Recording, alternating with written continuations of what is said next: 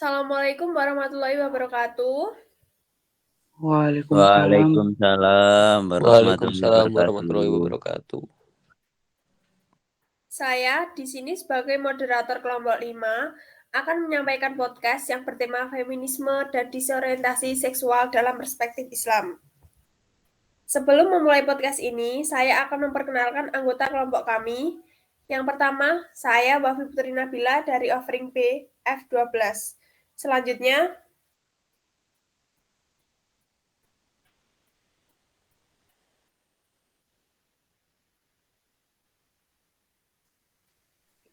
Selanjutnya saya Riki Rusdiansa dari Offering B F12. Selanjutnya saya Marsino Adam Gibran dari F12. Selanjutnya saya David Nuridayat dari Offering B F12. baik, di sini saya akan menanyakan beberapa pertanyaan mengenai feminisme dan disorientasi seksual menurut kalian. Yang pertama, saya akan menanyakan beberapa tahun terakhir di tengah maraknya gerakan feminis, kedua kata tersebut didefinisikan secara berbeda. Apa perbedaan antara kedua konseptual gender dan seks? Baik, saya akan menjawab pertanyaan tersebut. Seks adalah pembagian jenis kelamin yang ditentukan secara biologis, yang melekat pada jenis kelamin tertentu yang tidak dapat dipertukarkan atau bahkan dirubah secara permanen, serta merupakan ketentuan biologis atau ketentuan Tuhan atau kodrat.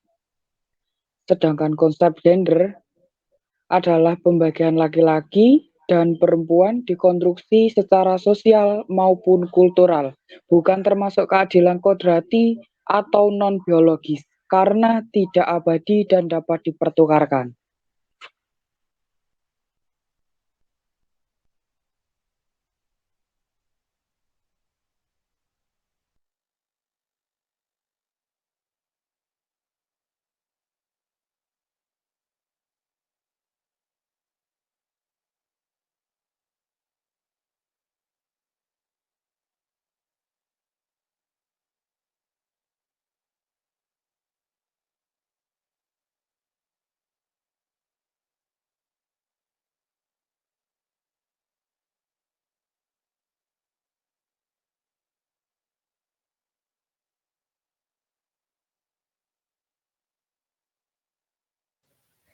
Baik, terima kasih atas jawaban Mas Riki Rusdiansah dan tambahan dari Mas Bagus Arya.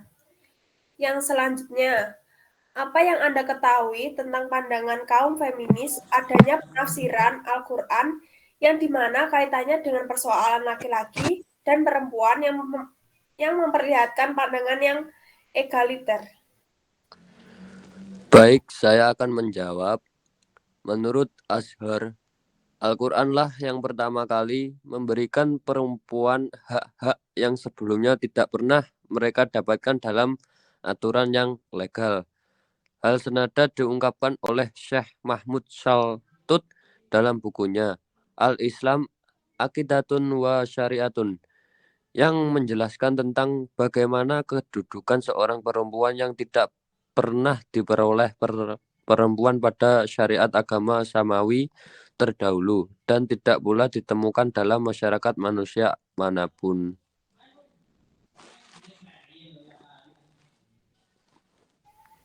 Baik, terima kasih atas jawaban Mas David. Selanjutnya, pemahaman dalam pemenuhan hak seksual perspektif Al-Quran dibedakan dalam 3 hal. Yang pertama, hak ibadah yang diletakkan pada level paling atas. Yang kedua, hak awal syaksiyah atau personal law yang lebih diarahkan kepada hak otonom atau hak privat. Yang ketiga, hak muamalah yang merupakan hak publik. Hal ini memberikan tawaran reinterpretasi ajaran agama, yaitu tentang relasi seksual baik laki-laki maupun perempuan. Dari adanya pemahaman bacaan di atas, tentunya ada dampak negatif dan penyimpangan dan pelanggaran seksual. Silakan sebutkan.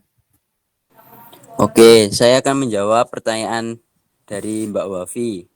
Yang pertama yaitu tindakan ataupun media yang mengarah pada perbuatan zina. Setelah itu yang kedua, perzinahan dan aktivitas seksual menyimpang lainnya seperti homoseks, analseks, pedofilia, dan lain-lain. Yang ketiga yaitu pelanggaran etika dan larangan saat berhubungan seks dengan pasangan sah. Berbagai larangan dan batasan tersebut jika dilanggar, tentu saja memiliki konsekuensi atau dampak negatif pada manusia, baik dari aspek medis, sosiologi, psikologi, dan spiritual. Baik, terima kasih Mas Adam atas jawabannya. Yang selanjutnya, dalam perspektif gender in management lebih bersifat relasional. Mengapa itu bisa terjadi?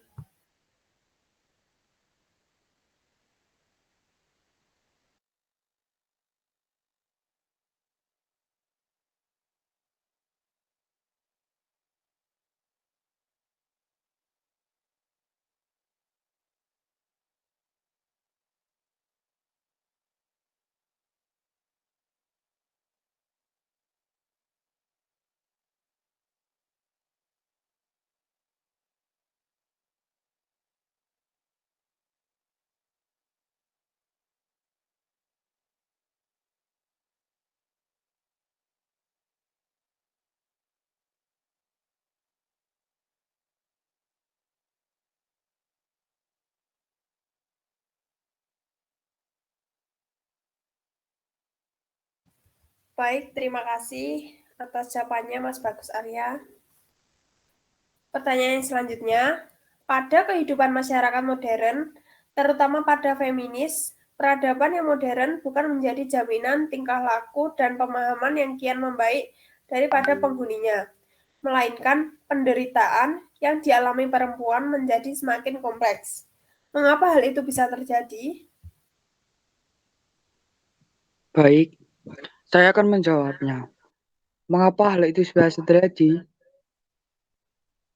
Dalam kajian Nasruddin Umar, kemunculan isu gender di dunia barat lebih dititikberatkan pada analisa dan pemberontakan pemegang teori konflik. Teori yang ditujukan untuk mengkritik kemapanan kelas sosial di masyarakat pada umumnya. Karl Marx, sang pencetus ide tersebut, mengusung analisa yang didukung oleh Friedrich Engels, menyatakan bahwa perkembangan akumulasi harta, benda, pribadi, dan kontrol laki-laki terhadap produksi merupakan sebab paling mendasar terjadinya subordinasi perempuan. Karena penurunan status perempuan mempunyai korelasi aktif dengan produksi perdagangan. Dalam hal ini, seolah-olah mereka ingin mengatakan bahwa keunggulan laki-laki atas perempuan adalah hasil keunggulan kaum kapitalis atas kaum pekerja. Analisa ini kemudian didukung oleh kondisi kultural yang memaknakan penjagaan penampilan perempuan menjadi pembatasan interaksi mereka dengan dunia luar. Namun seiring dengan perkembangan zaman munculnya kesadaran hak hidup dari kaum perempuan sehingga isu tentang perlawanan perempuan dalam memperjuangkan hak hidup mereka ini kemudian disebut dengan upaya kesetaraan gender. Terima kasih. Terima kasih Mas Riki Rusdiansyah atas jawabannya. Yang selanjutnya, gimana sih asal-usul feminisme atau sejarah munculnya feminisme?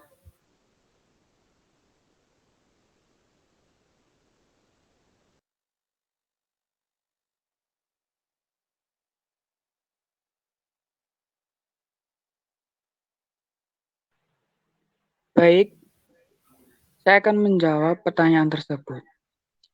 Sejarah munculnya feminisme memperlihatkan bahwa feminisme lahir dalam konteks sosio-historis khas negara-negara barat yang sekuler dan materialistik, terutama ketika perempuan saat itu tertindas oleh sistem masyarakat kapitalis yang mengeksploitasi perempuan. Maka dari itu, mentransfer ide ini kepada umat Islam yang memiliki sejarah dan nilai yang jauh berbeda jelas, merupakan tidak tepat dan tidak dapat dipertanggungjawabkan secara ilmiah. Terima kasih. Terima kasih Mas Riki Rusdiansyah. Yang selanjutnya, apa sih pendapat Anda tentang feminisme?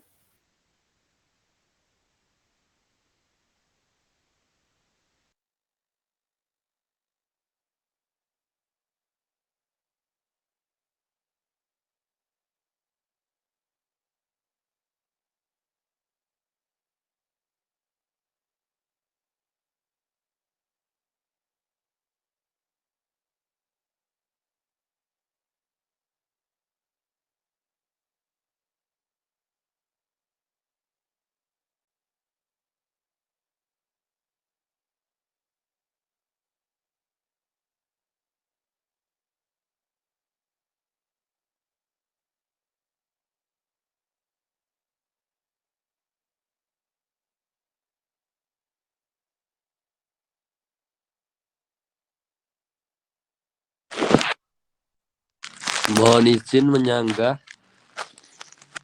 Feminisme menurut saya itu kurang setuju ya. Karena feminisme ini sama halnya dengan penyetaraan gender. Padahal pada dasarnya kita sebagai pria dan wanita memiliki kodratnya masing-masing. Dan pada dasarnya kedudukan pria ini lebih tinggi dibanding wanita. Terima kasih. Terima kasih atas jawabannya Mas Bagus Arya dan sanggahannya dari Mas David Nur. Yang selanjutnya, di dalam feminisme tentunya memiliki beberapa ciri-ciri, di antaranya yaitu apa saja? Saya akan menjawab pertanyaan tersebut. Yang pertama, menyadari adanya ketidakadilan gender di masyarakat maupun di keluarga, antara lain dalam bentuk penindasan dan pemasaran terhadap perempuan. Yang kedua, memaknai gender bukan sebagai sifat kodrati, melainkan sebagai hasil proses sosialisasi. Yang ketiga, memperjuangkan persamaan hak antara laki-laki dan perempuan. Baik, Mas Adam, terima kasih.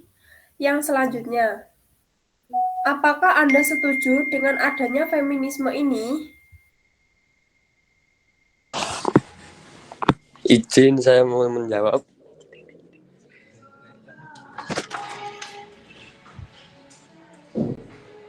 Saya sendiri kurang setuju ya dengan adanya feminisme ini. Karena ini tidak cocok atau tidak sesuai dengan situasi yang ada di dunia dan Al-Quran.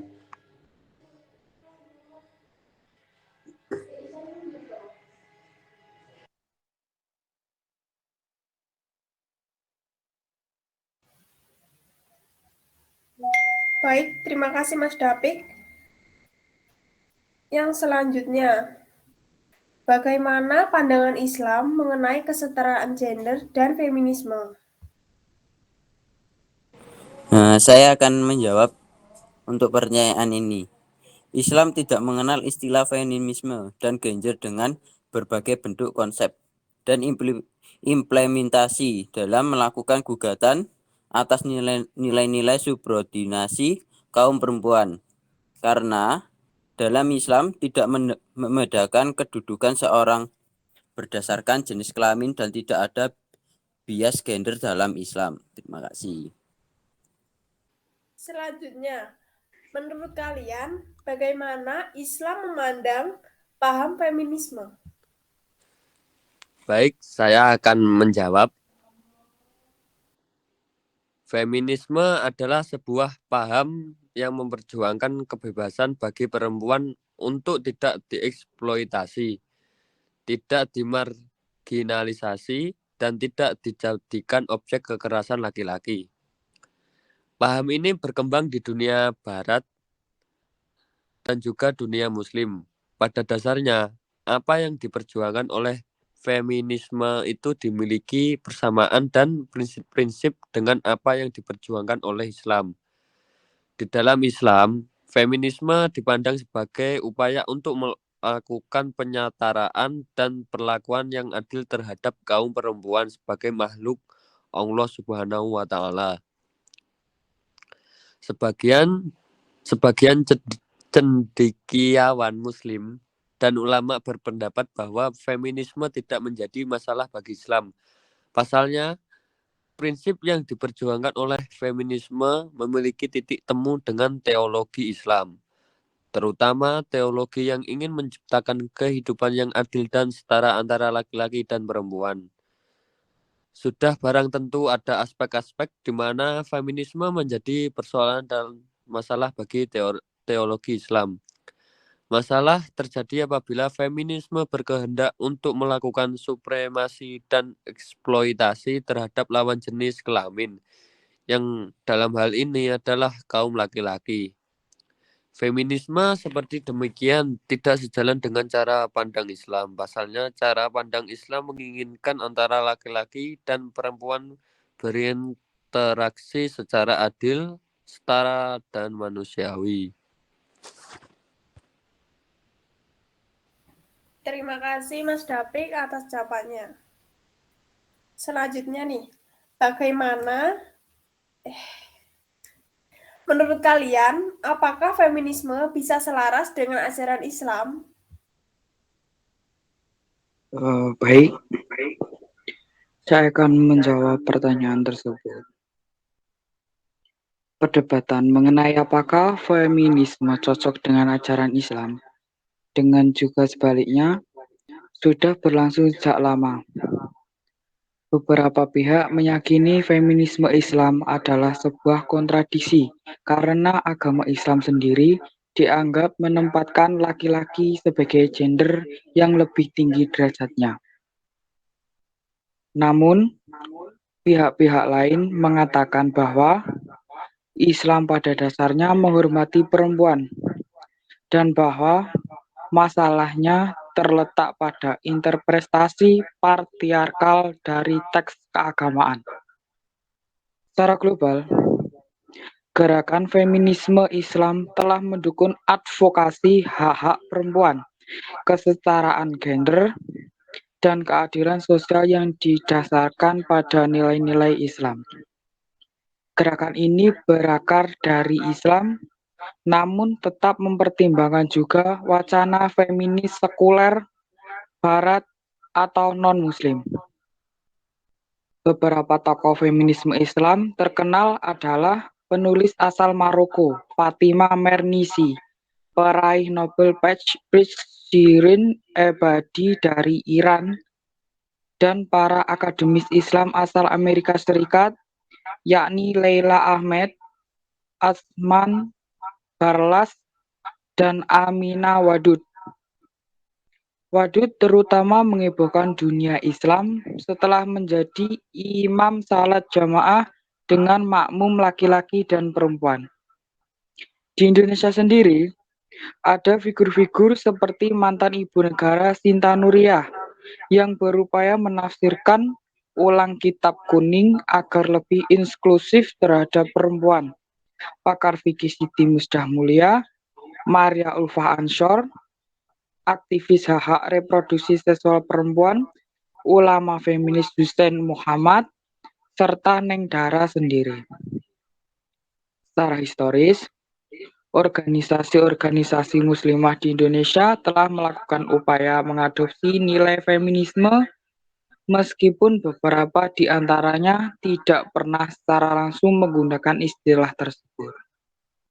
Semua organisasi ini, kata Neng, sebenarnya meresahkan diskriminasi perempuan dalam ajaran agama. Gerakan ini berawal pada tahun 1917 ketika Nyai Ahmad Dahlan mendirikan Aisyah, divisi perempuan Muhammadiyah yang didirikan oleh suaminya Kiai Haji Ahmad Dahlan. Terima kasih. Terima kasih Mas Riki Rusdiansyah atas jawaban yang diberikan. Yang selanjutnya, apakah kalian setuju apabila dalam feminisme itu dapat melemahkan laki-laki untuk kesetaraan? Oke, saya akan menjawab.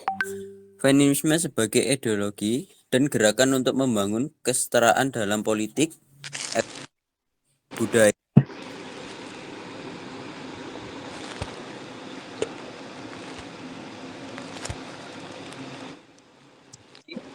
masing-masing selama itu tidak saling menindas. Gerakan feminisme pun tidak dengan melemahkan peran laki-laki. Mohon izin menyanggah ya. Feminisme bukan berarti perempuan. Persoalan-persoalan yang diperjuangkan adalah untuk membebaskan perempuan dan juga laki-laki. Mengutip kalimat yang diucapkan Emma Watson, he for she atau dia untuk dia, menandakan bahwa feminisme juga membutuhkan peran laki-laki. Karena persoalan feminisme adalah juga persoalan kemanusiaan. Terima kasih atas jawaban Mas Adam dan sanggahan dari Mas David. Pertanyaan yang terakhir. Feminisme itu sendiri memperjuangkan apa sih?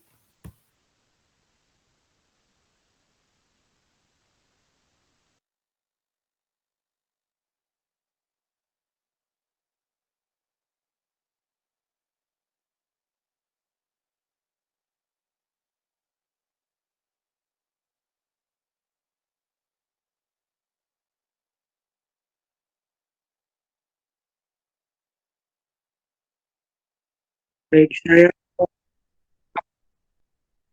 jawaban.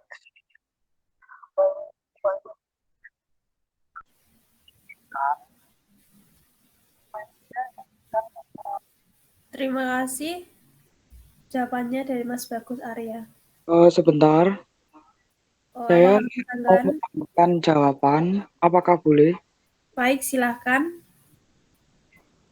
Feminisme itu sendiri itu menginginkan kesetaraan gender.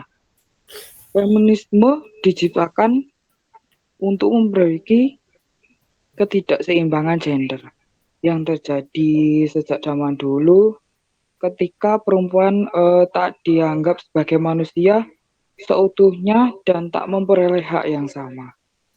Udah, sekian itu saja. Terima kasih. Terima kasih Mas Riki Rusdiansyah atas sanggahannya. Sekian podcast dari kelompok 5. Jika ada salah kurangnya, kami mohon maaf. Terima kasih. Wassalamualaikum warahmatullahi wabarakatuh. Waalaikumsalam. Waalaikumsalam warahmatullahi wabarakatuh. Waalaikumsalam warahmatullahi wabarakatuh.